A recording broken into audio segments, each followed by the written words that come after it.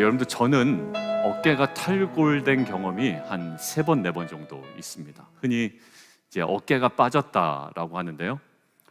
여러분들 어깨 탈골 경험하신 분들은 잘 아실 텐데 숨을 쉴 때 발생하는 미세한 움직임에도 순간적으로 극심한 고통을 경험합니다.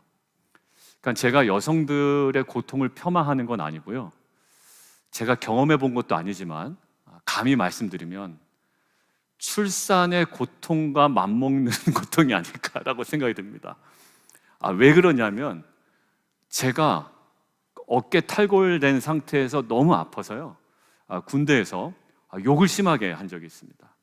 그러니까 제가 이제 군의관이 그때 식사하러 외부에 나간 거예요. 근데 제가 어깨가 탈골되니까 움직일 수가 없어요. 그러니까 이래 자세를 잡으면 괜찮을까 하다가 숨 쉬다가 또 아프고요. 그러니까 너무 아파요. 그래서 제가 이런 씨 뭐 이러면서 군의관 왜 이렇게 안 오는 거야? 라고 엄청 욕을 했던 기억이 납니다. 여러분들 이 탈골이 왜 이렇게 아플까? 이것 때문입니다. 영어로 이렇게 되어 있어요. 같이 한번 볼까요? dislocation입니다. 즉 마땅히 있어야 할 자리에 그 뼈가 있지 아니한 상태예요. 여러분들 지난주 새벽 예배 월요일 본문은 한번 기억해 보세요. 국가적 위기 상황이었습니다. 그런데 그 위기의 원인은 뭐였죠? 아달랴의 폭정. 물론 아달랴의 폭정이 있었을 겁니다. 그런데 그 자리에 있지 말아야 할, 있어서는 안 될 북이스라엘 이세벨의 딸 아달랴라는 여인이 남유다의 왕위를 떡하니 차지하고 있었기 때문에 생긴 위기였습니다. 그러니까 그녀가 뭘 해서가 아니라 잊지 말아야 될 그 여인이 그 자리를 차지하고 있으니 발생하는 위기였단 말이에요. 그런데 그 다음날 화요일 본문에는요, 대전환이 일어납니다. 이렇게 돼 있어요. 한번 볼까요? 우리가 묵상한 내용인데 함께 읽어보겠습니다. 시작. 여러분들 월요일 날은 큰 위기였는데 화요일 날은 온 백성이 질구하고 온 성이 평온했대요. 근데 그 화요일 본문이 뭐였습니까? 아달랴는 죽고 요아스가 왕위에 올랐기 때문입니다. 요아스는요 7살이었어요 그때. 요아스가 뭔 구체적인 선정을 베푼 것도 아닙니다. 오히려 7살의 어린아이가 왕위에 오르면 백성들은 더 불안할 수 있어요. 그럼에도 불구하고 그 자리에 있지 말아야 할 아달랴의 죽음, 그리고 그 자리에 마땅히 있어야 할 요아스의 등극은 위기를 평안으로 전환시키는 핵심 요인이 되었단 말이에요. 있어야 할 그 사람이 그 자리에 있자, 잊지 말아야 할 사람이 그 자리를 차지함으로 생기는 위기가 평안으로 전환되었다라는 거죠. 어깨 탈구도 그리고 지난주 새벽 본문도 동일한 관점이겠구나라는 생각이 들었습니다. 있어야 할 것들이 그리고 있어야 할 사람이 그 자리에 정확하게 있어야 합니다. 신앙생활도 마찬가지인 것 같아요. 내 삶의 주인 자리를 아달랴의 본성을 가진 내가 차지하고 있으면 그 인생은 아무리 화려하고 풍성해도 궁극적인 위기입니다. 왜요? 그 자리는 내가 차지하고 있으면 안 되는 자리이기 때문에 그렇습니다. 그러나 내 인생의 주인의 자리에 나의 진정한 왕이요 나의 진정한 주인이신 예수님이 계신다면 겉으로 보기에는 조금 불편하고 어려워 보이는 삶일지라도 궁극적인 회복을 경험하는 인생이 될 줄을 저는 믿습니다. 우리는 7월 한 달 동안 예수님의 주인 되신 로드십을 인정하는 제자의 삶에 대해서 묵상을 하고 있습니다. 자막 한번 보실까요? 예수님의 주인 되심을 인정하는 삶이 무엇이냐? 첫 주는 이걸 묵상했습니다. 내가 여기서 뭘 하고 있나? 라고 의심되는 인생의 광야 가운데 무엇을 붙드는 거라고요? 아니야. 그분이 나를 이곳으로 보내셨다라는 콜링을 붙드는 겁니다. 두 번째, 월십이었습니다. 예배는 저항이다라고 우리에게 나눴죠. 이 땅의 방식과 또 가시적인 어떤 황제의 보좌를 거부하고 하늘 보좌에 계신 주님만 예배하는 겁니다. 그러니까 이 땅의 방식을 우리가 거부해요.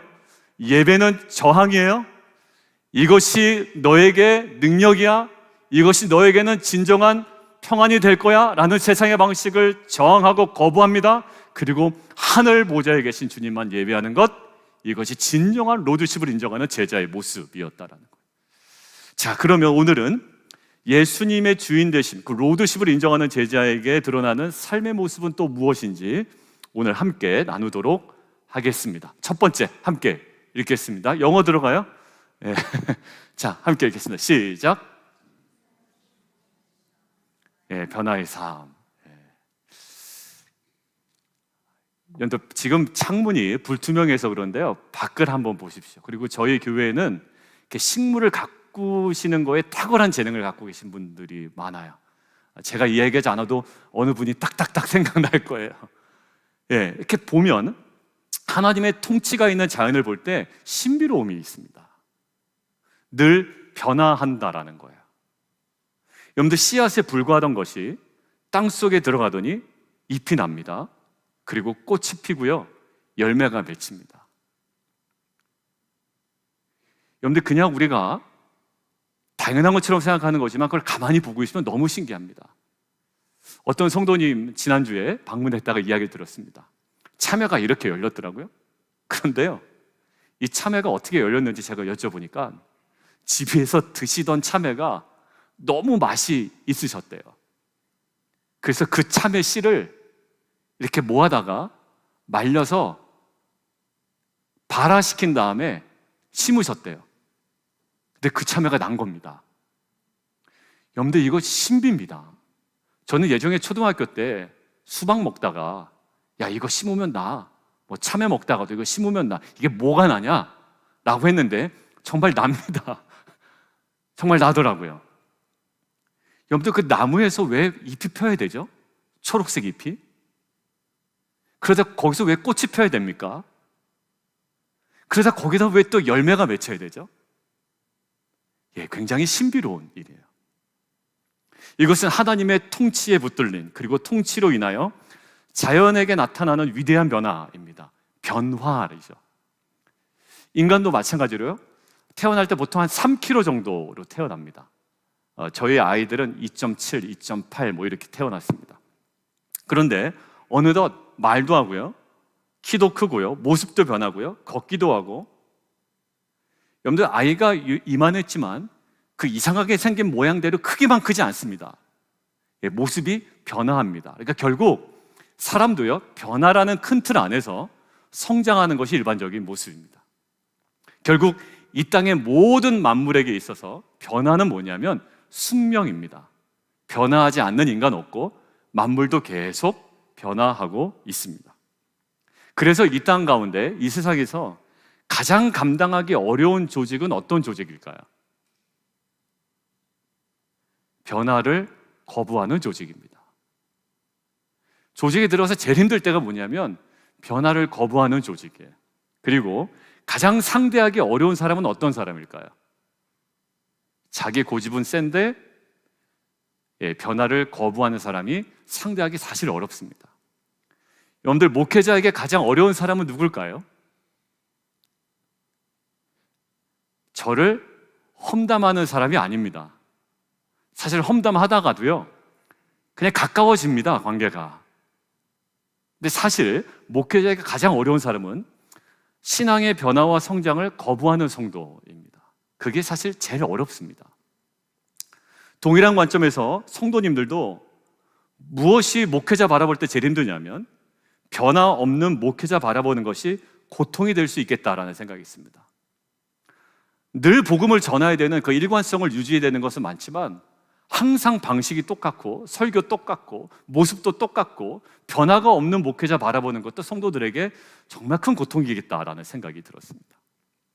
여러분들, 그래서 2년 전부터 제가 피스메이커 사역을 여러분들과 함께 하고 있습니다. 코비드 때 하고 이제 그때 중단되었었죠. 그리고 올해부터 부부제다도 상반기부터 시작이 됐습니다. 그리고 신혼부부 저기 뒤에 앉아 있는데 신혼부부에게도 부부 제자들 중에 2가를 먼저 하면서 결혼식 전에 우리가 좀 교제 나누면서 훈련을 했습니다. 그리고 올 하반기부터는 질문하는 신앙 이야기를 신설해서 운영하려고 합니다. 이것은 이제 하심탐사나 큐티 세미나나 여러 가지 모든 과정을 마치신 분들만 사실 신청할 수 있는 거예요. 여러분들, 프로그램을 다양화하는 것이 저의 목회자의 변화의 본질은 사실 아니에요. 그런데 변화의 본질은 아니지만 그런 면에서 변화를 추구하는 것은 또한 목회자로서 매우 중요한 요소다라고 생각이 듭니다. 즉, 변화는 만물뿐만 아니라 성도에게 있어서도, 그리고 여러분들이 지금 운영하고 있는 사업에 있어서도, 그리고 목회자에게 있어서도 이 변화는 사실 숙명입니다. 하나님께서 성경을 통해서 예수 그리스도 안에 있는 우리들이 어떤 존재인가 이렇게 말씀하시더라고요. 우리의 존재에 대해서 한번 읽어보도록 하겠습니다. 시작.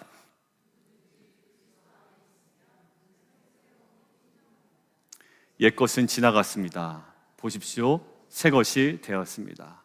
여러분들, 그리스도 안에 있다라는 것은 뭐라고요? 옛것과는 전혀 다른 새로운 피조물인데 그 말을 다르게 표현하면 새롭게 변화된 존재라는 거예요. 여러분들, 핵심은 뭐냐면 저와 여러분은 어떤 존재다? 새롭게 변화된 존재입니다. 그러니까 예수 그리스도 안에서 구원받은 우리들에게 가장 중요한 포인트, 그 키워드 뭐냐면 변화된 존재라는 거예요. 우리 옆에 분과 인사 나누겠습니다. 저 변했죠? 하고 인사 좀 물어보시죠. 네. 여러분들, 이거는 구원받은 누구에게나 해당되는 겁니다. 뭐예요? 변화입니다. 그러고 보니까 기독교의 영광, 여러분들, 기독교의 영광스러움이 어디 있을까요? 그리고 기독교의 매력이 어디 있을까요? 궁극적으로 죄인이 하나님의 자녀로 변화된 것에 있습니다. 기독교의 영광이요, 세상의 영광과는 달라요. 죄인이었던 우리가 하나님의 자녀로 변화된 것에 그 영광이 있습니다. 그리고 옛사람이 전혀 다른 새 사람으로 변화된 것에 그 영광이 있고요. 그리고 나중에는 썩어질 우리의 몸이, 그리고 썩어진 우리의 몸이 부활의 몸으로 변화될 것을 소망하는데 기독교의 영광이 있습니다. 여러분들, 우리의 몸은 다 썩어져 흙으로 돌아갑니다. 근데 우리가 마지막까지 소망하는 것은 뭘까요? 우리가 부활의 영광스러운 몸으로 뭐가 된다? 변화된다라는데 기독교의 영광이요, 우리의 궁극적인 소망이 있다라는 거예요. 키워드 뭐라고요? 변화입니다. 그래서 우리가 예수를 믿는다라는 것은요, 이런 거예요. 예수 그리스도 안에서 우리가 이미 변화된 것과, 자막 보이시죠?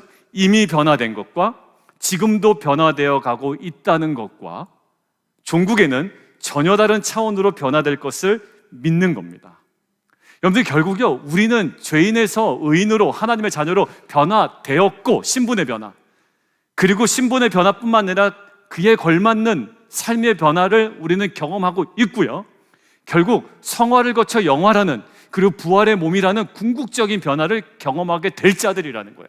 결국 우리의 믿음에 있어서 가장 중요한 키워드가 뭐가 있냐면 변화라는 키워드예요. 그래서 오늘 본문 1절과 2절도 그렇게 얘기하고 있습니다. 영적 예배다라고 이야기하면서, 자, 지난주에 뭐라고 했죠? 요한계시록, 예배는 저항이다 라는 거예요. 예배는 저항이에요. 세상의 방식에 대해 저항하고 거부하고, 세상의 가시적이고 눈에 보이는 이 황제의 보좌가 아니라 감추어져 있는 하늘 보좌의 영광과 통치와 다스림 앞에 우리가 예배하는 거거든요. 예배는 저항입니다. 자, 그런데 오늘 이것이 영적 예배다라고 하면서 2절에 뭐라고 되어 있나요? 이 세대를 본받지 말고 라는 거예요. 저항하고 오직 마음을 새롭게 함으로, 그 다음에 2절에 뭐라고 되어 있나요? 성경책에 마음을 새롭게 함으로 변화를 받아. 자, 예수 그리스도 안에서 새로운 피조물로 변화된 우리에게 무엇을 강조하시나요? 너희 이미 변화되었어. 그런데 어떻게 돼요? 앞으로도 변화돼야 돼 라는 거예요. 여러분들, 빌 헐이라는 분이 저술한 책이 있어요. 여러분들 사진 한번 보실까요? 온전한 제자도라는 책이 있습니다. 이 책에서 제자에 대해서 이렇게 설명합니다. 온전한 제자도라는 책의 다음 장면 볼까요? 제자란 한번 읽어보겠습니다.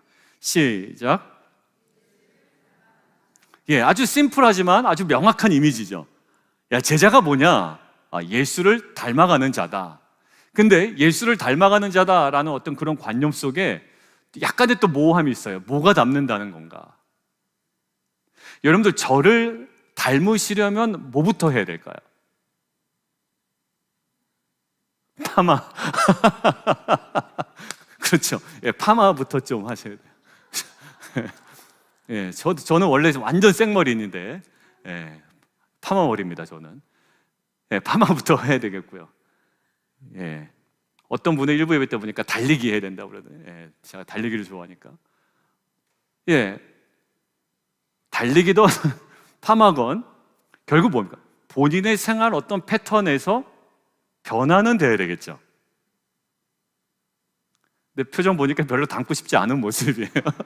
내가 왜 구태여 목사님을 닮습니까? 라는 표정인데 여러분들 예수님을 닮는다라는 개념을 이 저자는 6가지의 의미로 정리를 하더라고요. 같이 한번 보겠습니다. 예수님을 닮아간다는 말의 의미가 6가지래요. 변화된 마음이고요, 그리고 변화된 인격이고요, 변화된 관계고요, 그리고 변화된 습관이고요, 그리고 변화된 섬김이고요, 변화된 영향력입니다. 온전한 제자도라는 책에서 이 저자가 제자에 관해서 강조하는 포인트가 뭡니까? 예수를 닮아가는 이 제자에 관해서 지금 어디를 계속 포인트하고 있죠? 끊임없는 변화가 중요하다라는 거예요. 예수님을 닮아가려면 우리 안에 무엇이 수반된다? 끊임없는 변화가 수반된다라는 거예요. 옆에 분들과 함께 인사 나누겠습니다. 우리 멈추지 말고 계속 변화합시다. 이렇게 인사 나누겠습니다. 제일 무서운 조직이 뭐라고요? 변화를 거부하는 조직. 제일 무서운 사람? 변화를 거부하는 사람이에요. 여러분들 근데요, 여기까지가 첫 번째 단락인데 조심해야 될 것이 있습니다. 여기까지 설교가 끝나면 여러분들 이제 나가서 적용할 때 그래 우리도 변화해보자 라고 이제 막 엄청 삶의 드라이브를 걸 수도 있어요. 근데 조심해야 돼요. 뭘 조심해야 되냐면 예를 한번 들어볼게요. 제가 빛과 소금교회 담임 목사입니다. 그러니까 제가 빛과 소금교회 담임 목사로서 꾸준히 감당해야 되는 사역이 있어요. 새벽 예배라든지 주일 예배 설교라든지 때로는 주일 찬양이라든지 아니면 여러분들과 하는 성경 공부라든지 또 갑자기 성도님들 어디 아프시면 또 신방이라든지 아니면 여러 가지 다양한 사역들이 있잖아요. 그런데 제가 오늘 첫 번째 대지의 이 설교만 듣고 변화해야 되는구나 라는 변화에만 너무 꽂혀가지고 변화라는 명목 아래 교회를 자꾸 비우는 겁니다. 나는 변화해야 돼. 자꾸 교회를 비우는 거예요. 그리고 제가 해야 될 일들을 자꾸 미루는 겁니다. 여러분들 느낌이 오세요? 그리고 저는 한 가정의 가장입니다. 그런데 오늘 첫 번째 대지만 듣고 그래 난 변화돼야 돼 라고 변화에 딱 포커스 되어서 내가 가장으로서 한결같이 감당해야 되는 책임이 있음에도 불구하고 변화 자체를 목적 삼아 자꾸 밖으로 돌아다니는 겁니다. 제가 여보 왜 이렇게 밖으로 돌아다녀요? 변화돼야 돼. 오늘 목사님 설교 못 들었어? 변화돼야 돼. 비즈니스 좀 제대로 좀 해요. 아니 변화돼야 돼. 우리 비즈니스 변화돼야 돼. 설교 잘못 들었다. 이런 느낌이 오시죠? 제가 무슨 말씀 드렸는지 아시죠? 분별 없고 절제 없고 원칙 없는 변화는, 즉 무분별, 무절제, 무원칙한 변화는 오히려 개인의 삶과 공동체의 불안만을 가중시키는 보다 변질이 될 가능성이 많다라는 거예요. 그거를 변화라고 하지 않습니다. 마땅히 해야 될 일을 자꾸 미루고 변화를 추구하는 그 모습 속에 뭐죠? 마땅히 감당해야 되는 그 자리마저 잊어버린 변질의 모습만 남아버린다라는 거예요. 제가 그 당시 예비 신랑 신부에게 2번 만나고 이번 지난주에 이제 그 신혼여행 갔다 와서 금요일 날 또 만났습니다. 그때는 얘기 못했는데 제가 이제 다음번에 또 만날 때 이 이야기를 해야 되겠다라고 설교 준비하면서 이렇게 적어놓은 게 있어요. 한번 보실까요? 한번 읽어보겠습니다. 시작. 변질되지 않아야 한다. 그러나 사랑의 방식은 변화할수록 좋다. 변화를 잘못 추구하면 또다시 이 사람 저 사람을 만날 가능성이 있죠. 나는 변화돼야 돼. 아니요. 사랑은 변질되지 않아야 돼요. 그러나 그 한 사람에 대한 사랑의 방식은 변화할수록 좋다. 맨날 똑같은 꽃만 선물하면 안 되잖아요. 똑같은 음식만 해줘서도 안 되겠잖아요. 똑같은 방식의 예상되는 선물 말고 조금 이렇게 파격적인 것도 좋잖아요. 변화는 좋습니다. 그러나 사랑은 변질되지 않아야 됩니다. 그렇다면 두 번째 질문이자 대지의 도입이에요. 변질이 아닌 의미 있는 변화가 되기 위해서 우리가 붙들어야 되는 변화의 본질이 뭘까라는 거예요. 오늘 본문이 이야기하는 나는 변화해야 돼 라고 하면서 자꾸 돌아다니다가 오히려 변질되는 이 역행을 하지 않기 위해서 붙들어야 되는 변화의 본질이 무엇인가? 함께 읽겠습니다. 자, 시작. 자기를 부인하는 변화입니다. 여러분들 혹시 메모하시는 분들이 옆에다 하나 적어두세요. 하나님의 뜻이 이루어지는 변화입니다. 자, 풀어나가 볼게요. 오늘 로마서 본문에서도요, 변화를 받는다라는 의미를 세 가지 표현을 통해서 강조하고 있어요. 오늘 성경을 통해서 잠깐 보시죠. 새롭게 함으로 변화를 받아 어떻게 하라고요? 변화 받아서 하나님의 선하시고 기뻐하시고 온전하신 뜻이 무엇인지를 분별하래요. 자, 변화와 어디를 연결시키고 있습니까? 하나님의 뜻과 연결시키고 있어요. 그러니까 내 마음대로 그냥 막 드라이브를 거는 변화가 아니라 어디를 늘 견지하는 변화인가요? 하나님의 온전하시고 기뻐하시고 선하신 뜻을 견지하고 향하고 그것이 이루어지는 변화죠. 그러니까 오늘 본문은 너무나도 단순하게 변화 자체만을 강조하지 않아요. 그러니까 오늘 설교를 듣고 첫 번째 설교만 듣고 그래 우리 뭔가 변화해보자 이걸 원하지 않는다고요. 그리고 변화 자체에 목적을 두지도 않아요. 그러니까 어떤 모습인 건 간에 이전과는 다른 변화이기 때문에 무조건 좋아 여기에 박수치는 본문은 아니에요. 이전과 다르니까 좋아 이것도 아니라고요. 굉장히 신선한데? 이것도 아니에요. 굉장히 화려하다 이것도 아니에요. 이전과 다르기 때문에 아니면 신선하기 때문에 화려하기 때문에 그 모든 그 변화를 물어보지도 않고 박수 쳐주는 본문은 아닙니다. 그러니까 결국 내 마음대로 무엇인가를 바꿔보는 것이 변화의 본질은 아니라는 거예요. 뭘까요? 하나님의 선하시고 기뻐하시고 온전하신 뜻을 향해 가는 것이 변화의 본질이고 그 하나님의 뜻이 이루어지는 것이 변화의 본질이라는 거예요. 내가 원하는 대로 무엇인가를 해놓고 이전과는 달라 이것이 변화가 아니라 변화의 본질의 핵심은 내가 부인되어지고 하나님의 뜻을 향해 걸어가는 걸음과 하나님의 뜻이 그 가운데 이루어지는 것이 결국 뭐다? 변화의 본질이라는 거예요. 그러고 보니까요, 예수님께서 너희가 내 제자가 되려거든 라고 이야기할 때 제자가 되기 위한 외적 조건을 언급하신 것이 아니라 내적 태도에 대해서 강조를 하시더라고요. 자, 누가복음 9장 23절 한번 읽어보겠습니다. 시작. 나를 따라오려는 사람은 자기를 부인하고 날마다 자기 십자가를 지고 나를 따라오너라. 여러분들 무엇을 강조합니까? 여기서요? 날마다 자기를 부인하고 주님의 뜻을 따르는 내적 변화를 강조한 겁니다. 야, 너 삶에 좀 변화 좀 줘봐. 어떤 변화든지 그냥 좀 색다른 변화 좀 줘봐. 화려한 변화 좀 줘봐. 남들이 박수칠 만한 변화를 좀 줘봐. 이게 아니라 이 변화의 핵심은 어딨냐면 자기를 부인하는 데서 출발하는 거예요. 내가 주도적으로 무엇인가를 하는 변화가 아니라 자기를 부인하고 주님을 따르는 내적 태도의 변화, 이것이 제자의 삶의 가장 근간이라는 거예요. 결국 이전과는 다른 것이 변화의 전부가 될 수 없고요. 그리고 변화의 핵심이 될 수 없습니다. 진정한 변화는 뭐라고요? 자기를 부인하고 주님의 뜻을 향해 가는 겁니다. 아, 저 사람 변화되었어 라고 할 때 핵심이 뭐라고요? 자기를 부인하고 하나님의 뜻이 이루어지는 삶이 되었다 라고 할 때 진정한 변화를 경험한 거라고요. 여러분들 예를 하나 들어볼게요. 저희 기아대책기구에 가끔가다 이렇게 서울대 출신들이 들어옵니다. 그럼 우리가 딱 보는 게 있어요.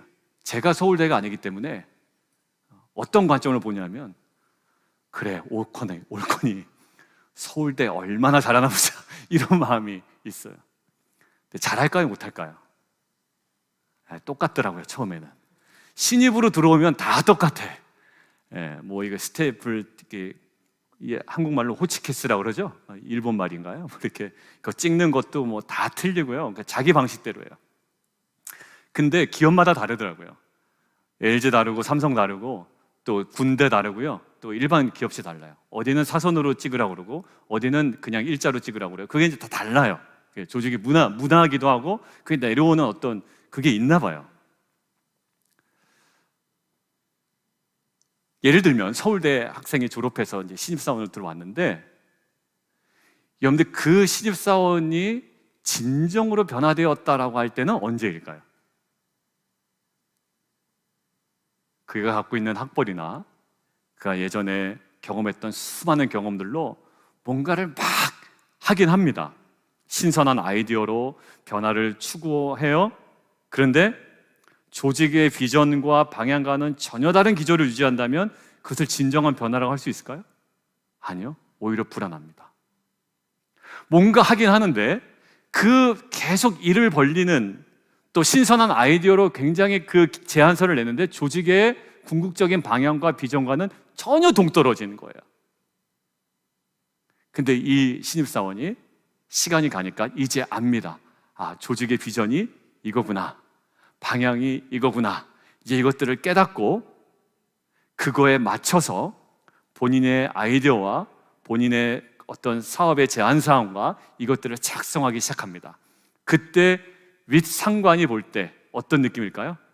야, 진짜 이제 변화되었다라고 할게요. 저와 여러분이 어떤 세상적인 아이디어와 나의 인간적인 탁월함을 무엇인가를 한다고 그것이 다 변화가 아니라, 변화의 핵심이 뭐라고요? 오히려 자기를 부인하고 하나님의 뜻에 초점을 맞춰 그 방향으로 가서 결국에 하나님의 뜻이 내 삶 가운데 이루어질 때 하나님께서 인정하시고 세상이 경험하게 되는 진정한 변화라는 거예요. 그래서 예수님도 공생의 기간 동안 집중하셨던 것이 있습니다. 요한복음 5장 30절 한번 읽어볼까요? 예수님조차도 여기에 초점을 맞추셨다라는 거예요. 한번 읽어보겠습니다. 시작.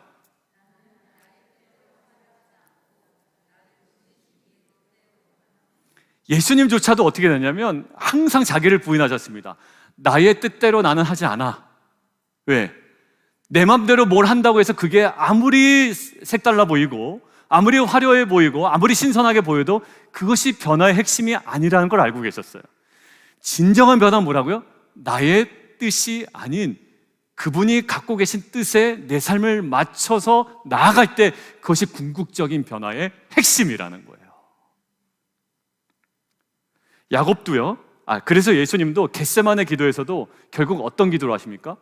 나의 원대로 마옵시고 아버지의 원대로, 아버지의 뜻대로 하옵소서. 그 고백으로 사명의 지점까지 나아갈 수 있었던 거죠. 야곱도 마찬가지입니다. 야복강에서 결국 옛 자아를 부인하게 됩니다. 환도뼈가 위골되었죠. 쩔룩거리게 됩니다. 못 걷게 된다고요. 어렵게 걷게 됩니다. 그런데 그곳에서 자기가 부인되고 옛사람이 부인되었던 그 야복강에서 이스라엘이라는 새로운 이름을 얻게 됩니다. 진정한 변화를 언제 경험하게 됐다고요? 내 환도뼈가 위골되어 움직이지 못하는 옛 자아가 무너졌을 때, 그때서야 이스라엘이라는 진정한 새로운 이름과 변화가 그 인생에 임했다라는 거예요. 우리는 변화에도 경쟁심이 있습니다. 제가 저렇게 해? 나는 이렇게 해볼 거야. 제가 저렇게 해서 튀어? 나는 이렇게 해서 튈 거야. 여러분들, 그 변화는요, 변화가 아니라 뭘까요? 열등감입니다. 그런데 세상 뭐라 해도 주님께서 나에게 주신, 허락하신 뜻 가운데 내가 마음을 정하고 그것을 향하여 나아갈 때 세상 사람들이 혹 오해할 수는 있지만 저와 여러분이 추구해야 되고 경험해야 되는 진정한 변화는 바로 그 자리에 있는 줄 믿습니다. 저와 여러분도 변화에 대해서 강박증을 좀 내려놓았으면 좋겠습니다. 신선함에 대한 강박증, 화려함에 대한 강박증. 여러분들, 변화 자체를 목적 삼거나 무분별하고 화려한 변화를 추구하지 않았으면 좋겠습니다. 오직 자기를 부인하고 하나님의 선하시고 기뻐하시고 온전하신 뜻을 향해 갈 때 참된 변화를 경험하는 온전한 제자의 삶을 살아갈 줄 믿습니다. 여러분들, 다른 사람이 이렇게 방식을 바꿔본다고 그것이 사람들의 박수치고 인정하고 주목받는다고 따라가지 마셔요. 여러분들이 경험해야 되는 변화는 그 변화가 아니라 여러분들에게 허락하신 하나님의 뜻을 향해 쫓아가는 그 변화가 저와 여러분이 누리고 드러내야 할 변화의 분명한 자리인 줄 저는 믿습니다. 결론입니다. 제자는 늘 변화하는 자입니다. 끊임없이 변화해야 되는 자예요. 늘 변화를 추구하고 변화를 경험하는 저와 여러분이 되었으면 좋겠습니다. 여러분들, 설교를 마무리하면서 예수님을 닮는다는 말의 6가지 의미를 가지고 저는 이렇게 정리를 해봤습니다. 아까 6가지 의미 있었잖아요. 함께 읽어보겠습니다. 시작. 변화된 마음과 변화된 인격을 통해 변화된 관계를 경험하고 변화된 습관과 변화된 섬김을 통해 변화된 영향력을 드러내는 성도와 교회 되기를 원합니다. 예. 그리고 그 변화의 본질이 뭐라고요? 날마다 자기를 부인하고 하나님의 선하시고 기뻐하시고 온전하신 뜻을 향해 가는 삶을 통해 세상이 주목하고 그리고 세상을 제자 삼는 진정한 변화의 능력을 선포하는 빛과 소금교회 모든 성도님 되시기를 주님의 이름으로 축원합니다.